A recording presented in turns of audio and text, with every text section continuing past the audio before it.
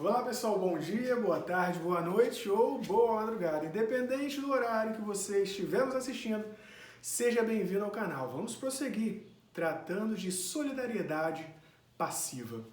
O que nós vamos analisar agora? Veja bem, a solidariedade passiva então significa que os devedores solidários, cada um deles, tem o dever de pagar a dívida toda. Joia. Muito bem.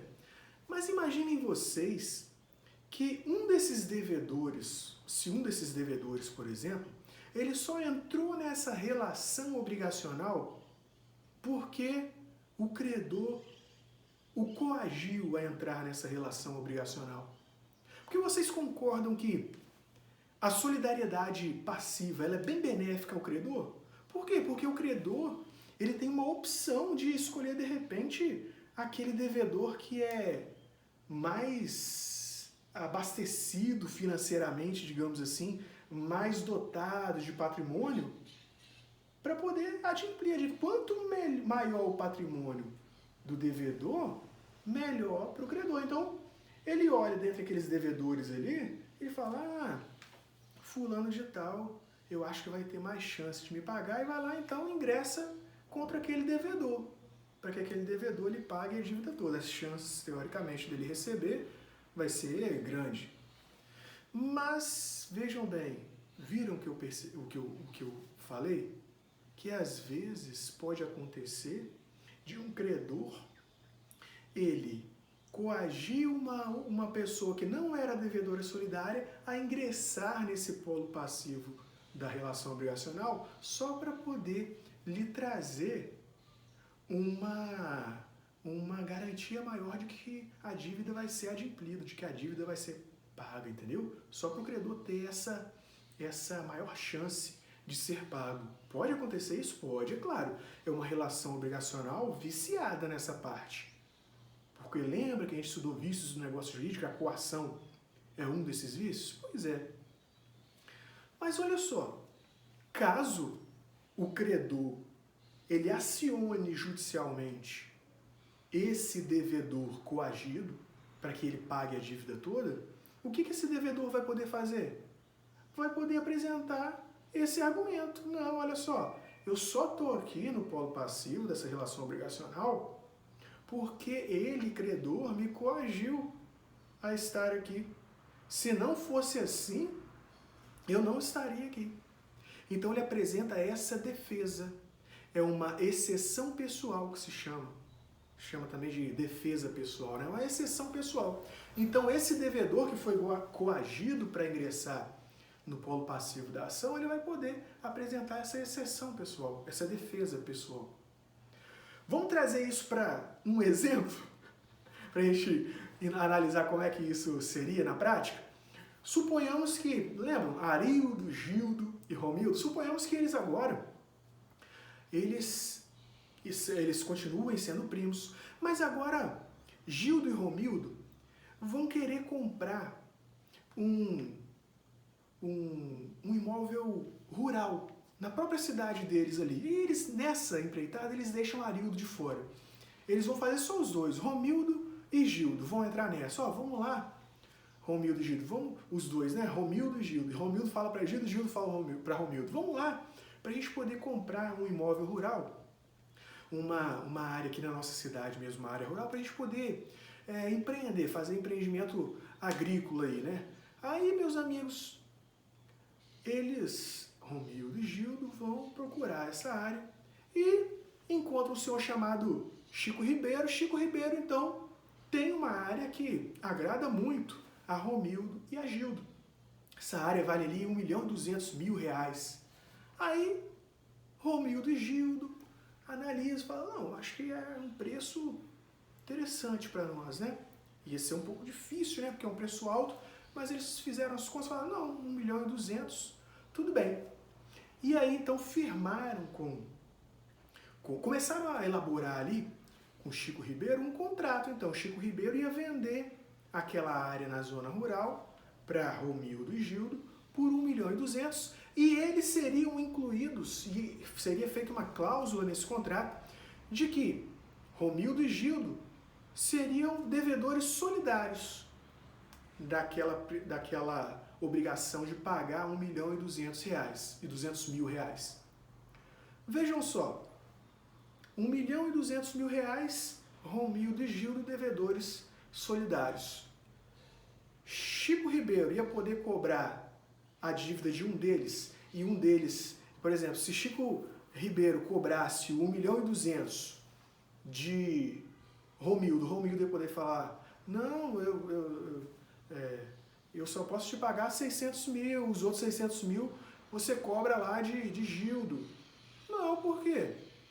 Porque ele era devedor solidário. O devedor solidário, ele responde pela dívida toda, ele ia ter que dar 1.200.000. Depois ele via lá com Gildo, para Gildo lhe repassar os 600 mil que correspondiam à sua cota parte. Mas, enfim, a sua cota, a sua fração ideal, né? Mas, enfim, nesse caso aí, meus amigos, a gente teria essa obrigação solidária e a configuração seria essa.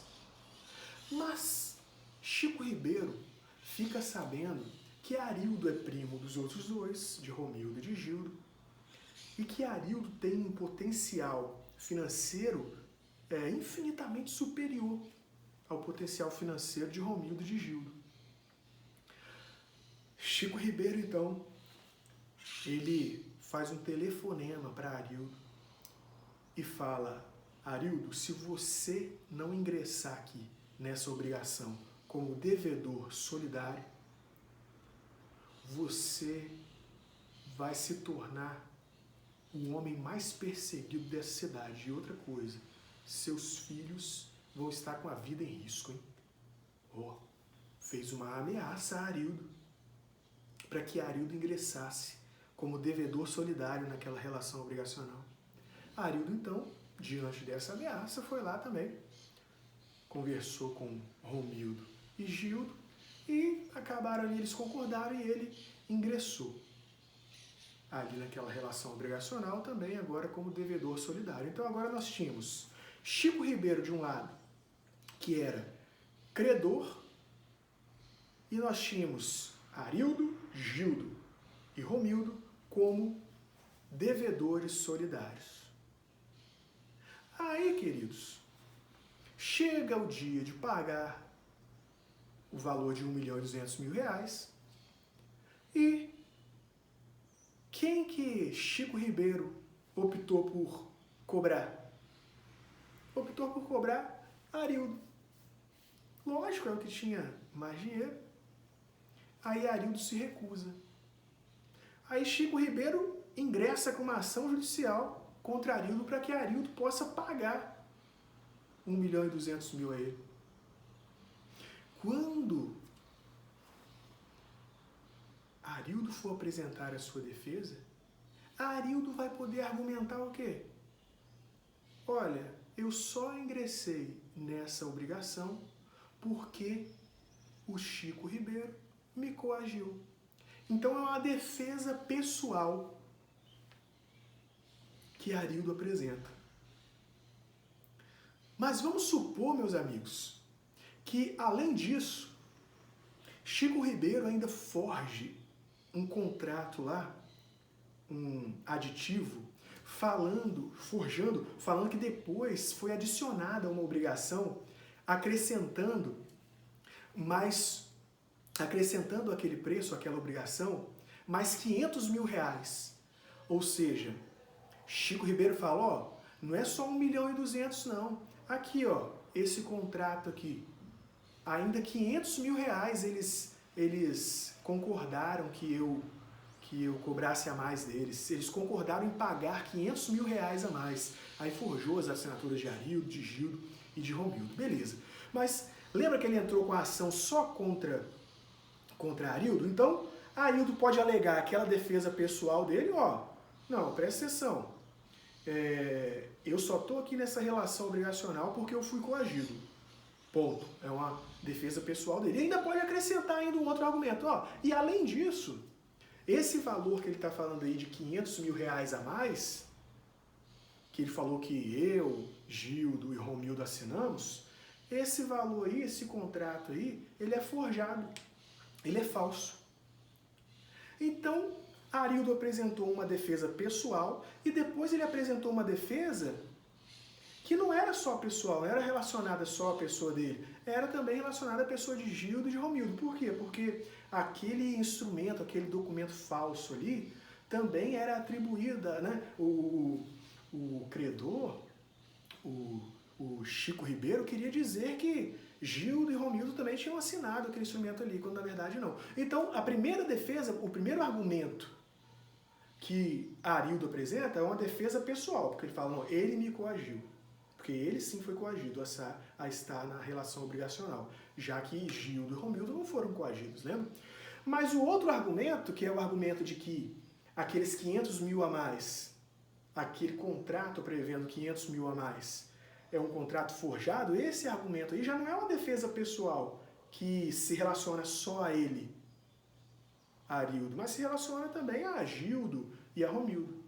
Então ali ele pode usar tanto esses argumentos, essa defesa pessoal, como essa defesa que nós podemos dizer que é uma defesa comum, que é uma defesa comum aos três devedores, nesse caso aí.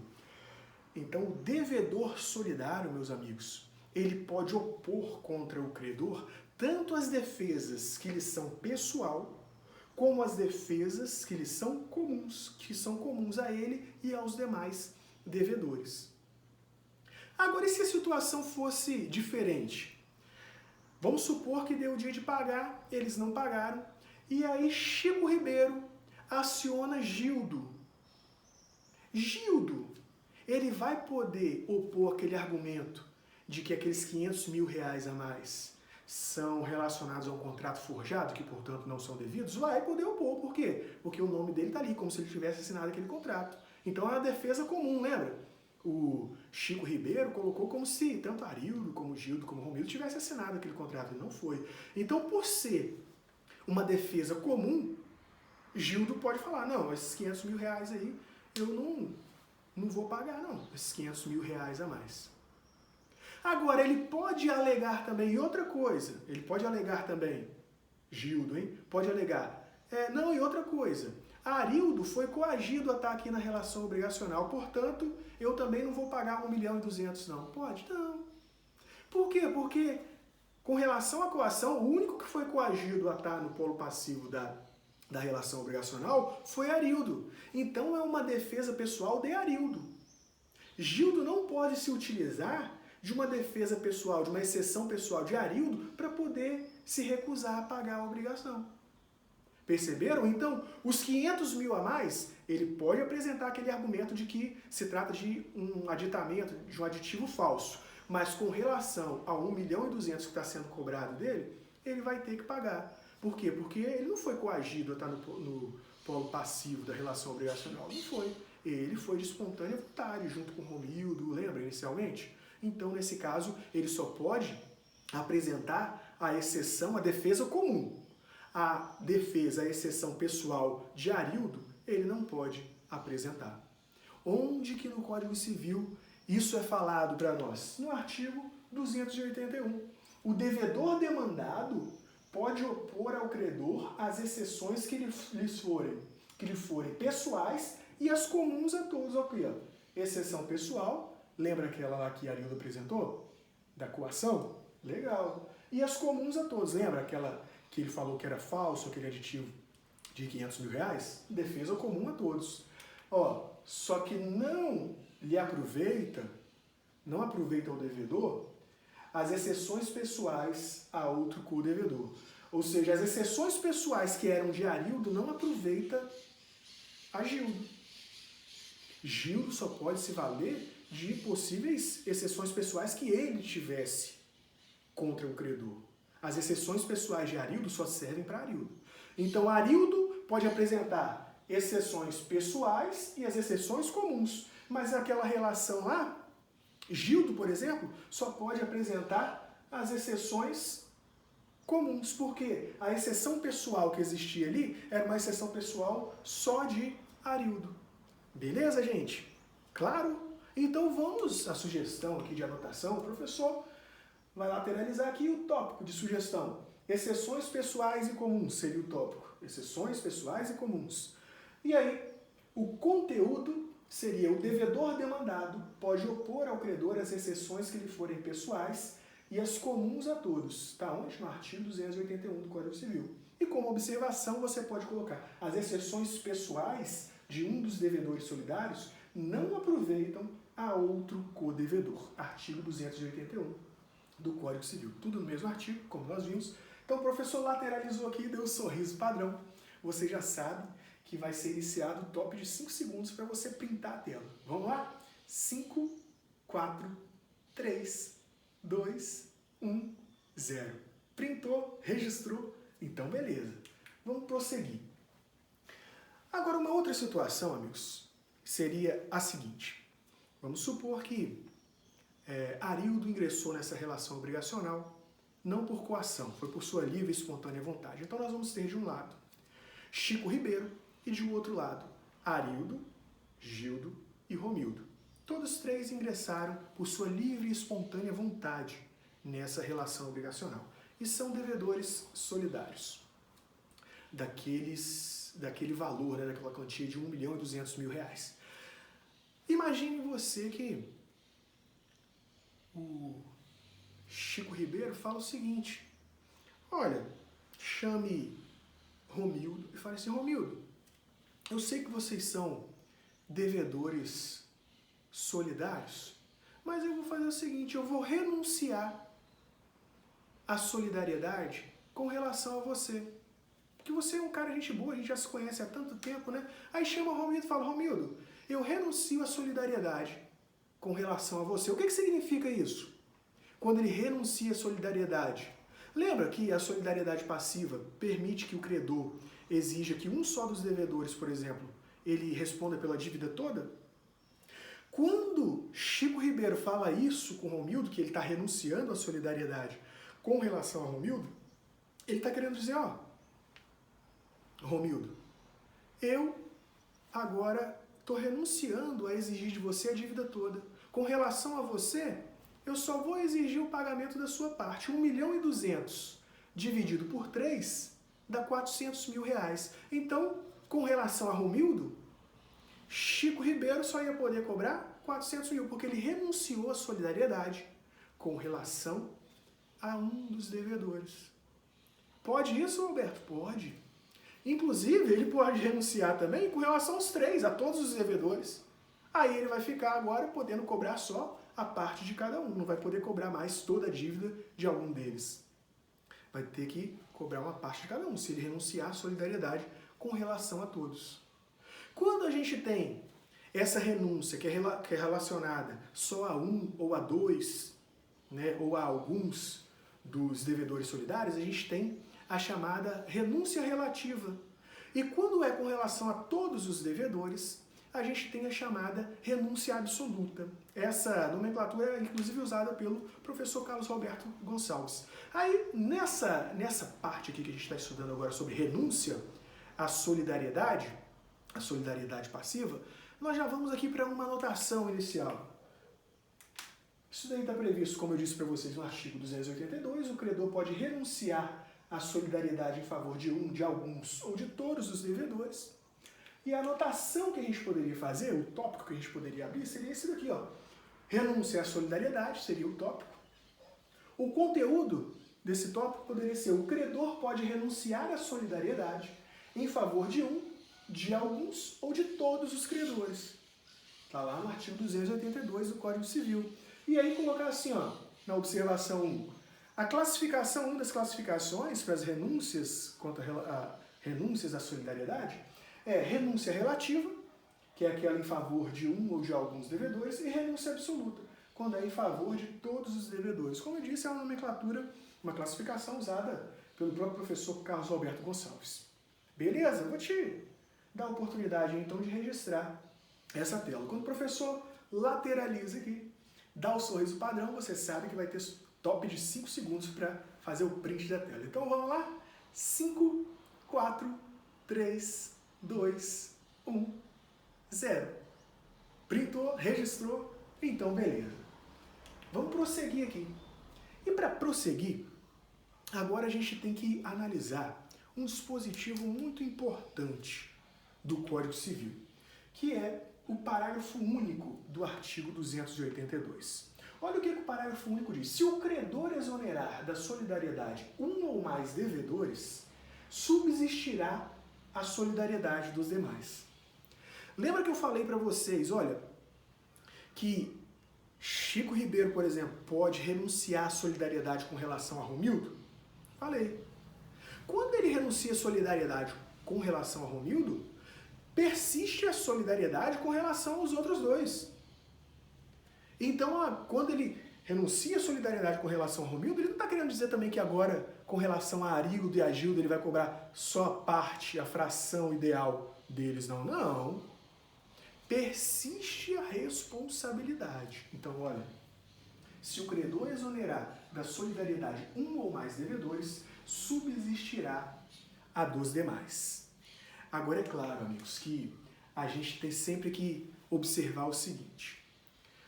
Olha, quando ele renuncia à solidariedade com relação a Romildo, vejam que a dívida era de 1.200.000. A fração ideal de Romildo era de 400 mil reais.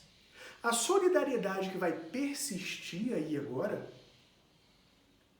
é com relação a esse restante. Mesmo, vocês percebem que Romildo não teve a dívida perdoada, não foi isso. E quando Chico Ribeiro renunciou à solidariedade com relação a Romildo, Romildo ainda não fez o pagamento. Só houve uma renúncia da solidariedade com relação a ele. É Chico Ribeiro dizendo que, ó, Romildo, na hora de te cobrar, eu vou cobrar só os 400 mil. Mas não houve ainda o pagamento. Mas mesmo ainda não tendo esse pagamento, a doutrina majoritária, ela entende que para poder, vai persistir a solidariedade com relação aos demais, mas para poder o credor cobrar essa dívida restante, essa dívida dos demais devedores, de Arildo e de Gildo aqui no caso, ele vai ter que abater esse valor de 400 mil correspondente à fração ideal de Romildo. Então, se era 1.200.000 e aí Romildo teve em seu favor a renúncia à solidariedade por parte do credor, agora os 800 mil restantes é que vão ser a dívida solidária que vai poder ser cobrada de Arildo e de Gildo. Então, se o credor Chico Ribeiro for cobrar, porque persistiu a solidariedade com relação a Arildo e Gildo, se for cobrar deles, pode cobrar agora o valor de 800 mil. Não pode cobrar mais o valor de 1.200.000 deles. Então, se Arildo for obrigado a pagar 800 mil, tem que pagar. Mas Chico Ribeiro não pode obrigar Arildo a pagar 1.200.000. Por quê? Porque tem que abater aquele valor que correspondia à fração ideal daquele devedor que foi beneficiado pela renúncia à solidariedade. Isso daí eu já até falei para vocês sobre o Conselho da Justiça Federal, que tem aquelas jornadas de direito civil e vários doutrinadores ali reunidos. Eles estabelecem interpretações ali, formulam interpretações a dispositivos do Código Civil e de outras leis civis. Então, nesse caso aí, em uma dessas jornadas, foi fixado esse enunciado, que não é jurisprudência, como eu disse, são doutrinadores, mas que tem uma forte força persuasiva, esses enunciados, né? Eles têm uma força persuasiva, sim, porque foram pessoas que entendem do assunto, especialistas. Então, eles formularam, em uma dessas jornadas, o enunciado número 349, e que diz assim: com a renúncia à solidariedade quanto a apenas um dos devedores solidários, o credor só poderá cobrar do beneficiado a sua cota na dívida. Então, com relação a Romildo, só vai poder cobrar os seus 400 mil. Permanecendo a solidariedade quanto aos demais devedores. Beleza, Arildo e o nosso amigo lá, Gildo, vão continuar sendo solidários. Só que para poder o credor exigir que eles paguem a dívida toda, o credor vai ter que abater do débito, 1.200.000, a parte correspondente aos beneficiados pela renúncia. Quem foi beneficiado pela renúncia? Romildo. Qual foi a parte correspondente? 400 mil. Então, Chico Ribeiro vai poder cobrar de Arildo e de Gildo só o correspondente à 800 mil, que é o 1.200.000, abatidos R$ 400 relacionados a Romildo, que foi beneficiado pela renúncia à solidariedade. Ficou claro? É claro, meus amigos, é lógico que quando o professor fala isso numa velocidade, igual a essa velocidade que eu estou falando aqui, parece que as coisas se demoram a encaixar no nosso cérebro. Mas você vai percebendo, fazendo esse trânsito da explicação para os dispositivos legais e também para os enunciados do CJF, você vai percebendo como é que as coisas se encaixam e tem uma lógica. Portanto, o professor agora vai sugerir a anotação para você de continuar nesse mesmo tópico, anotando algumas observações. A observação 2 que você poderia anotar seria essa: se o credor exonerar da solidariedade um ou mais devedores, subsistirá a solidariedade dos demais. Está no parágrafo único do artigo 282. E a observação 3, que, embora permaneça a solidariedade quanto aos demais devedores, deve ser abatida do débito a parte correspondente aos beneficiados pela renúncia. Foi exatamente o que a gente falou aqui. Isso daí está, inclusive, tem base, né? Tem, digamos assim, um reforço de argumentação que você pode usar para considerar isso aqui, que tem que ter esse abatimento. Um reforço que você pode usar, um fundamento, né, para a argumentação, é o enunciado número 349 do CJF. Quando o professor lateraliza aqui e dá o sorriso padrão, você já sabe que vai abrir o top de 5 segundos para você dar print na tela. Tá joia? Então vamos lá. 5, 4, 3, 2, 1, 0. Printou, registrou, joia. Agora, ao som dos pássaros, como vocês estão vendo aí, não sei se está dando para ouvir, nós vamos aqui para mais uma etapa. A etapa, digamos assim, conclusiva desse nosso vídeo 4. E o que a gente tem que analisar agora nessa etapa? Outro enunciado do CJF, o 351, diz que a renúncia à solidariedade em favor de determinado devedor afasta a hipótese de seu chamamento ao processo. Chamamento ao processo já é um instituto jurídico que você estuda lá em processo civil, no artigo 130 do novo Código de Processo Civil. O que é o chamamento ao processo? Um dos cabimentos do chamamento ao processo, que é uma das hipóteses de intervenção de terceiros, é quando um dos devedores solidários ele é acionado judicialmente de maneira isolada, ele pode chamar ao processo os demais codevedores solidários. Assim, por exemplo, se Arildo ele for acionado sozinho, ele pode chamar os demais devedores solidários para integrarem também o polo passivo dessa ação. Ah, Roberto, mas aí perde o sentido, né? A ideia de solidariedade passiva. Porque agora vai ter que cobrar de todo mundo ao mesmo tempo? Não. É só para poder facilitar, sabe por quê? Porque se Arildo, o juiz entende que realmente tem que pagar a dívida, e se Arildo paga a dívida inteira, Arildo pode usar aquela própria sentença ali para já, de modo regressivo, cobrar dos demais devedores a parte que lhes cabiam na fração, a fração ideal que cabia a cada um deles naquela dívida. É para isso, para facilitar isso. Mas como nós estamos dizendo que é a hipótese em que um dos devedores ele é beneficiado pela renúncia à solidariedade, lembra do nosso caso que Romildo foi favorecido por isso? Pela renúncia à solidariedade?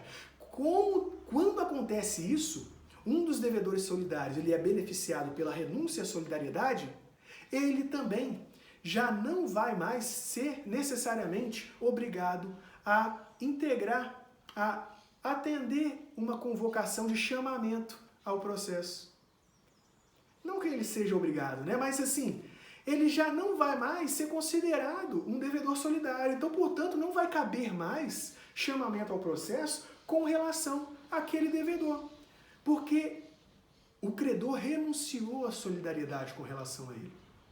Então, só vão poder ser chamados ao processo, só vai poder ser objeto, só vai poder ser destinatário ali de um chamamento ao processo aquele devedor solidário, aquele codevedor solidário, que não foi beneficiado pela renúncia à solidariedade. Nesse caso que nós vemos, lembra que Romildo foi beneficiado? Então, se Arildo foi acionado, ele pode chamar ao processo Gildo e não pode mais chamar ao processo Romildo, porque Romildo ele teve em seu favor a renúncia à solidariedade. É exatamente isso que o enunciado 351 do CJF quer dizer para nós. Aí o professor, então, vai concluir aqui com vocês, a título de anotação, uma observação. Vai sugerir uma observação para você colocar, que é a observação 4. A renúncia à solidariedade em favor de determinado devedor afasta a hipótese de seu chamamento ao processo.